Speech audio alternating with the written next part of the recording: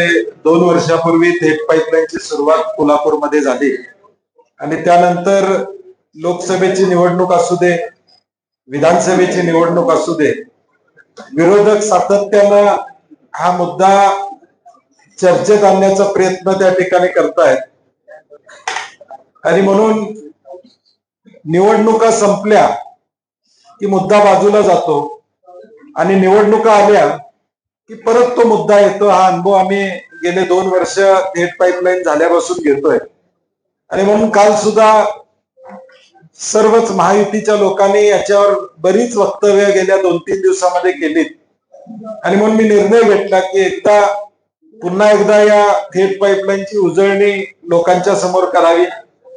जे सत्य आहे ते लोकांच्या समोर मांडावं आणि या सत्याच्या माध्यमातून किमान या कोल्हापुरातल्या लोकांना त्याची जाणीव आहे, जे आरोप करतात त्यांना सुद्धा थोडी त्याची जाणीव व्हावी या उद्देशानं आम्ही हे प्रेझेंटेशन आपल्याकडे करतोय.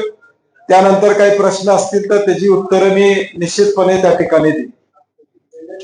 आपल्या सगळ्यांना माहित आहे की निर्माण चौक मध्ये ज्यावेळी सभा झाली होती त्यावेळी मी 2010 साली जाहीर केलं होतं की या महापालिकेच्या निवडणुकीनंतर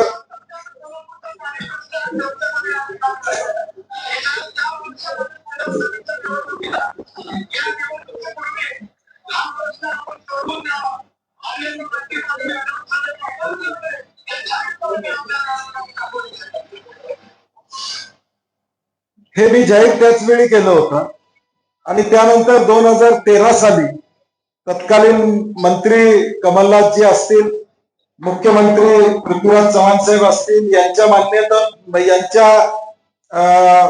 मदतीनं सहकार्यानं ती योजना आपल्याला मंजूर झाली आणि त्याचं भूमिपूजन सुद्धा त्यावेळी आपण प्रामुख्यानं त्यावेळी त्या ठिकाणी केलं. आणि हे करत असताना मला एक मुद्दा आपल्या समोर सांगायचा आहे. तो मुद्दा म्हणजे नेक्स्ट हे कामाची काही स्लाइड्स आम्ही तुम्हाला त्या ठिकाणी दाखवतोय.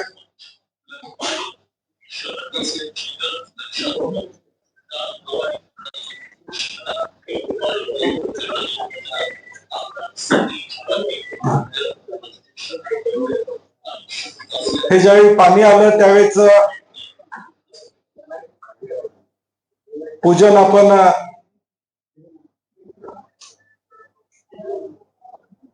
या पाठपुराव्यात ज्यानंतर थेट पाईपलाईन मंजूर झाली त्यानंतर जवळजवळ 55 बैठका आणि 16 भेटी माझ्या प्रत्यक्षरित्या वेगवेगळ्या गोष्टीसाठी झाल्या. कदाचित त्याच्यापेक्षा जास्त सुद्धा भेटी झाल्या असतील, परंतु किमान 55 बैठका आणि किमान 16 भेटी या प्रोजेक्ट पूर्ण करण्यामध्ये आपण प्रामुख्याने घेतल्या. नेक्स्ट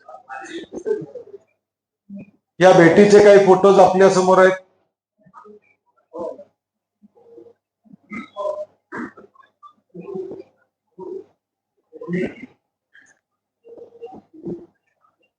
आवाज जात नाही का तिकडं? पुढं मागे गेलं.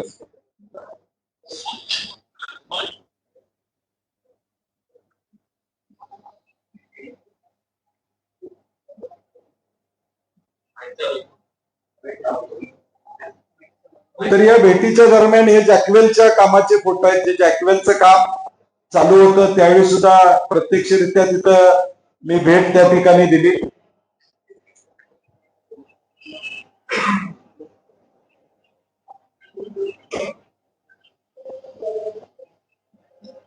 जॅकवेलचं काम प्रचंड अडचणीचं होतं. जे चेकडॅम केले होते ते 3दा वाहून गेले. हे पेपरमध्ये सुद्धा आपण बघितलं होतं. एकदा पत्रकारांची 2दा टीम आपण स्वतः तिथे गेलो होतो की चेकडॅम कसे वाहून गेले होते आणि अडचणी काय काय आल्या होत्या हे देखील आपण प्रामुख्यानं बघितलेलं आहे.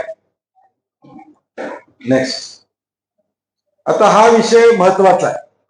15 मे 2014 170 कोटीचा चेक आचारसंहिता लागण्यापूर्वी, लोकसभेची आचारसंहिता लागण्यापूर्वी आपल्याकडे जमा झाला.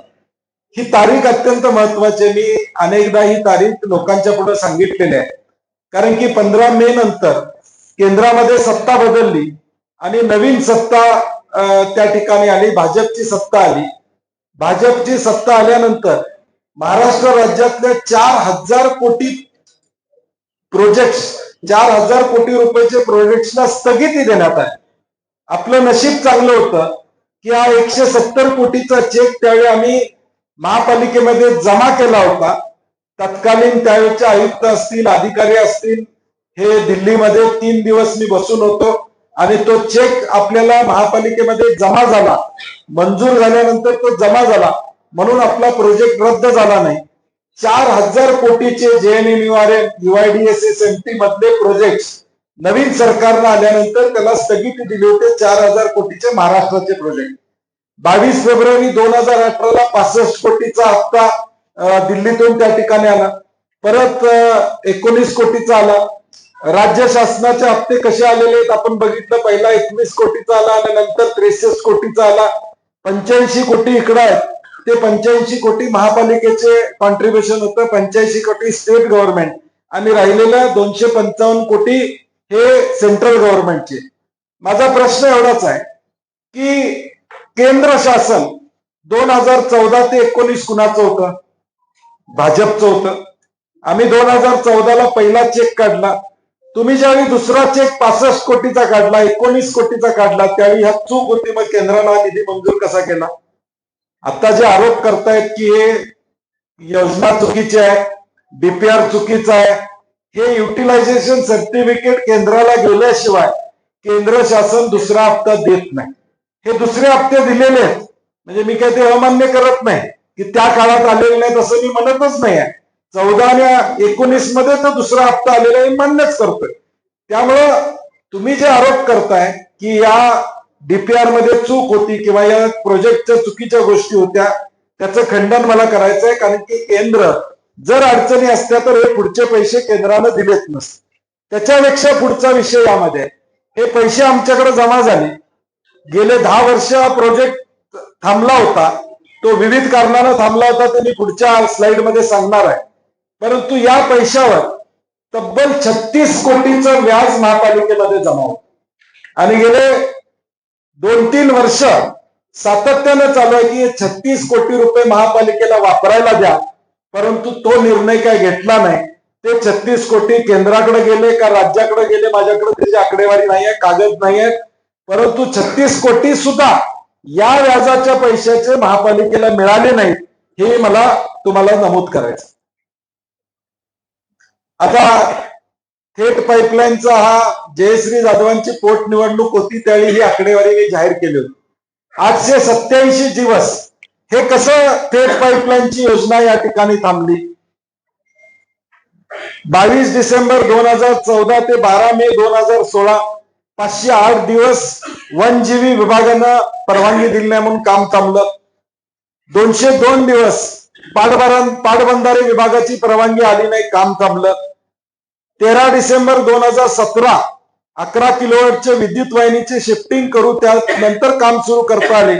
त्यामुळे जवळजवळ 339 दिवस बॅक प्रेशर टँकचे काम बंद राहिले. ही आकडेवारी मी तुमच्याकडे पत्रकारांच्याकडे देतो आणि सोशल मीडियावर सुद्धा ही आकडेवारी, ही ऑथेंटिक आकडेवारी. मी पालकमंत्री झाल्यानंतर जो माझ्याकडे प्रेझेंटेशन आलं त्या प्रेझेंटेशन मध्ये ही कागद होती की किती दिवस कुठल्या विभागाची परवानगी रखडली होती. त्या सगळ्या परवानग्या मी पालकमंत्री झाल्यानंतर त्या मान्यता करून घेण्याचं काम आम्ही प्रामुख्यानं त्या ठिकाणी केलं. आणि म्हणून मगाशी मी म्हटलं कसं की थेट पाईपलाईन हे अनेक वर्षाचं 50 वर्षाचं स्वप्न होतं. रामभाऊ फाळके सारख्यांनी राजीनामा त्याच्यावर दिला होता. अनेकांनी प्रयत्न केले होते. मी ज्यावेळी दसरा चौकात ह्याचा पूर्तताचा सोहळा झाला त्यावेळी आम्ही सगळ्यांचे केले, सगळ्यांचे आभार मानले. ज्यांनी ज्यांनी प्रयत्न केले त्यांचे आभार मानले. नेक्स्ट. आता ज्या दिवशी पाणी पोचलं त्या दिवशी तुम्ही सगळ्यांनी त्याला चांगल्या पद्धतीनं प्रसिद्धी दिली होती, लोकांच्या पर्यंत नेलं होतं. आता हा विषय महत्वाचा आहे की 2045 पर्यंत लोकसंख्येचा विचार करता 236 MLD किमान पाणी तिथून उचलू शकतो. आज 178 MLD पाणी दररोज आपण उचलतोय तिथून. तर 2045 पर्यंत या शहराची लोकसंख्या 10 लाख जरी गेली तरी पाणी पुरवठा कमी पडणार नाही. या पद्धतीचं या योजनेतून नियोजन त्या ठिकाणी. आता ही आकडेवारी मी सांगतोय ती लक्षात करा. वीज बिलातून मागच्या 2 वर्षात 12 कोटी वाचले. कसे वाचले? तर पूर्वी शिंगणापूर योजनेतून आपण हे पाणी पुरवठा करायचो. शिंगणापूर योजना बंद केली, 2.5 कोटी रुपये त्याचं बिल येत होतं, ते बंद केलं आणि त्याचा फायदा आम्हाला झाला की इथं 12 कोटी रुपये आमचे वाचले. इथलं बिल देऊन मी म्हणतोय, म्हणजे इथलं जे बिल आहे ते देऊन 12 कोटी रुपये आमचे वाचले. दुसरं, पाणी बिलातून गेल्या 2 वर्षात 18 कोटी रुपये वाचले. ते कसे वाचले? वाहतं पाणी ज्यावेळी पाटबंधारे विभागाकडून आम्ही उचलतो त्यावेळी त्याचा दर आहे 1 रुपये 10 पैसे, आणि ज्यावेळी स्थिर पाणी एखाद्या धरणातून आम्ही उचलतो त्यावेळी त्याचा दर आहे 50 पैसे. म्हणजे पूर्वी आम्ही शिंगणापूर, बालिंगा, नागदेवाडी या पंपिंग स्टेशन मधून नदीतून पाणी उचलायचो त्यावेळी पाटबंधारेचा दर 1 रुपये 10 पैसे होता. आता मात्र आमच्या हक्काचं जे टीएमसी आहे, जे काळंबाडी धरणात नाही, त्याचा पाटबंधारेचा रेट 50 पैसे आहे. म्हणजे हे पाटबंधाऱ्याचे 18 कोटी रुपये आमचं जे देणं लागत होतं, जर नदीतनंच आम्ही पाणी घेत राहिलो असतो तर हे 18 कोटी साधारणपणे या ठिकाणी 2 वर्षात वाचलेले. नेक्स्ट. आता हे करत असताना महत्वाचा विषय आहे, कारण की राजकीय आरोप ते करतायत. आता मला सुद्धा गप बसून चालणार नाही की या सगळ्यातला विषय हा सगळ्यात महत्वाचा. थेट पाईपलाईन आणली आम्ही, पुईकडीपर्यंत हे पाणी आणलं. अंतर्गत जी वितरण व्यवस्था आहे ती वितरण व्यवस्था अमृत योजनेतून 12 टाक्या त्या पूर्ण करणं हे गरजेचं होतं. आता या 12 टाक्याचं कॉन्ट्रॅक्ट कुणाला मिळालं? 2015 नंतर हे कॉन्ट्रॅक्ट मला वाटतं मिळालं. तारीख माझ्याकडे या ठिकाणी नाही आहे, परंतु भाजपची सत्ता असतानाच हे कॉन्ट्रॅक्ट मिळालं. मिरजेचे आमदार सुरेश खाडे, भाजपचे आमदार, त्यांच्या मुलाकडे हे कॉन्ट्रॅक्ट आहे. मी अनेकदा त्याचा पाठपुरावा केला. पालकमंत्री असताना सुद्धा आम्ही बरेचदा प्रयत्न या ठिकाणी केला, कारण की कोल्हापूर शहरामध्ये 24 ESR आहेत, म्हणजे पाण्याच्या टाक्या आहेत. ह्या 12 झाल्या म्हणजे 36 पाण्याच्या टाक्या होतील, आणि त्यातून वितरण व्यवस्था ही कोल्हापूर शहरामध्ये सगळीकडे या ठिकाणी होऊ शकते. सांगलीचे एक आमदार आहेत, त्यांच्या मुलाकडे हे कॉन्ट्रॅक्ट आहे.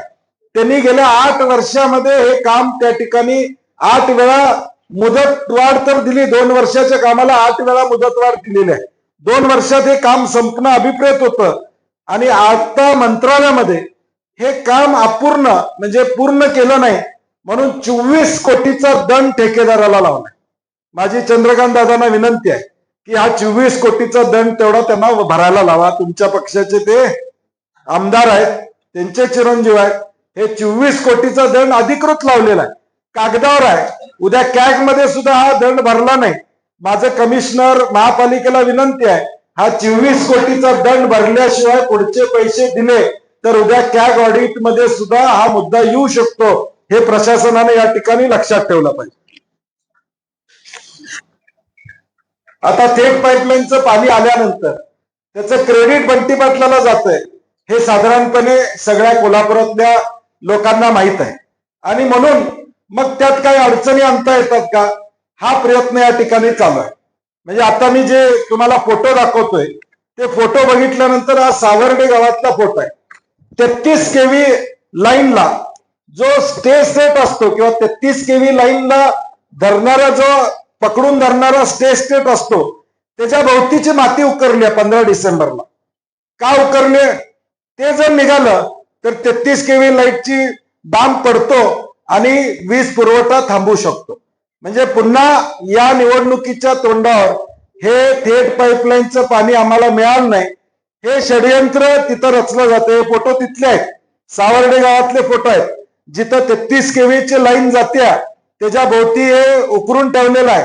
हळूहळू लक्षात आलं सुदैवानं, म्हणून ते आता तिथं कॉन्क्रीट टाकायचं काम चालू केलं महापालिकेनं. परंतु हे उकरायला कुणाची स्फूर्ती आहे? कोल्हापुरातल्या कुणाची स्फूर्ती आहे की उकरायला? त्याचबरोबर दिवाळीत एअरवॉल बंद करण्यात आला. ज्यावेळी दिवाळीमध्ये पाण्याची अडचण आली त्यावेळी एअरवॉल बंद करण्यात आला. 27 डिसेंबरला सोळांपूर येथे बटरफ्लाय वॉल आहे तो बंद करण्यात आला. 15-16 डिसेंबरला हे निदर्शनास आलं. गणपतीमध्ये तांत्रिक अडचणीमुळं हे बंद होतं. परंतु ह्या गोष्टी कुणी केल्या?